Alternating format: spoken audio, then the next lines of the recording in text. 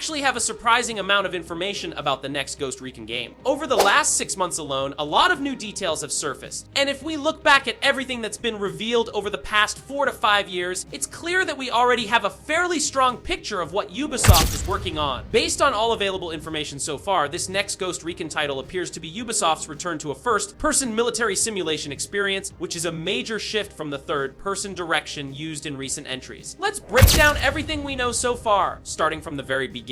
The journey of Ubisoft's next Ghost Recon game began back in September 2021. This is when a project called Project Ovir was first leaked through the NVIDIA GeForce Now database. At the time, the database leak revealed hundreds of unannounced games across the industry, and Project Ovir was one of them. Shortly after this leak went public, but Ubisoft issued a DMCA takedown notice to have the database listing removed. This legal action strongly suggested that Project OVR was a real product and not just speculation. While Ubisoft didn't officially announce anything, their response essentially confirmed the legitimacy of the project. However, details were still extremely limited until years later. The first truly substantial information arrived on March 8, 2024, when well-known industry insider Tom Henderson reported new details through Insider Gaming. According to Henderson's report, Project Ovir is set during a fictional modern war in a hostile Southeast Asian country. This conflict has reportedly resulted in hundreds of thousands of civilian deaths, largely due to war crimes. The story revolves around the ghosts infiltrating the war zone to carry out highly classified operations. Their objectives include conducting secret military missions, operating deep behind enemy lines, tracking down and identifying a traitor. What makes this especially interesting is the tone.